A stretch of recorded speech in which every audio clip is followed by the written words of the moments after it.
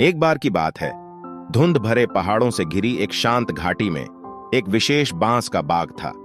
ऊंचे ऊंचे बांस के पेड़ हवा में लहरा रहे थे, जिससे हवा में हल्की सरसराहट की ध्वनि गूंज रही थी। इस उपवन के मध्य में गुरुवेद नाम का एक बूढ़ा भिक्षु रहता था। एक दिन अर्जुन नाम के एक आलसी लड़के को गांव वाले गुरुवेद के पास लाए। उन्हें आशा थी कि बुद्धिमान भिक्षु अर्जुन को उद्देश्य खोजने में मदद कर सकते हैं। दयालु मुस्कान के साथ गुरुवेद ने अर्जुन का स्वागत किया। अर्जुन, गुरुवेद ने कहा, मेरे साथ बांस के बगीचे में बैठो। अपनी आंखें बंद करो और सुनो। बांस के पत्तों में साझा करने के लिए रहस्य हैं। उत्सुक लेकिन अनिश्चित, अर्जुन बूढ़े साधु के पास बैठ गया।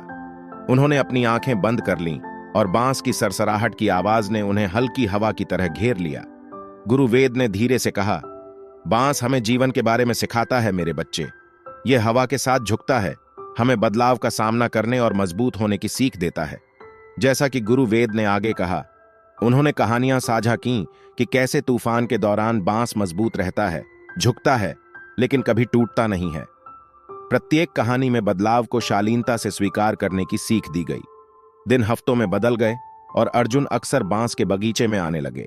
उन्होंने बांस को हिलते हुए देखा और गुरुवेद से बांस की तरह लचीला और लचीला बनने के सरल अभ्यास सीखे।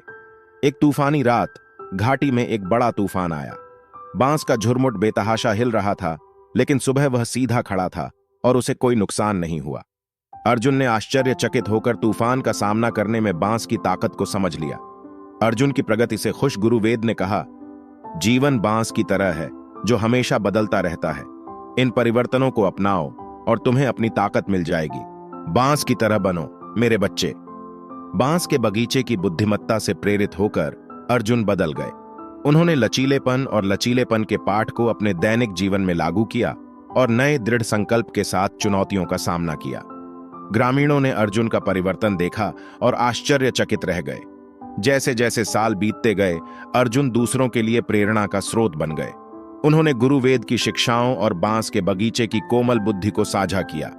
घाटी एक बेहतर जगह बन गई, न केवल पत्तों की सरसराहट के साथ, बल्कि एक ऐसे समुदाय के साथ जिसने अनुकूलन करना, परिवर्तन को अपनाना और जीवन के तूफानों के खिलाफ मजबूती से खड़ा होना सीखा।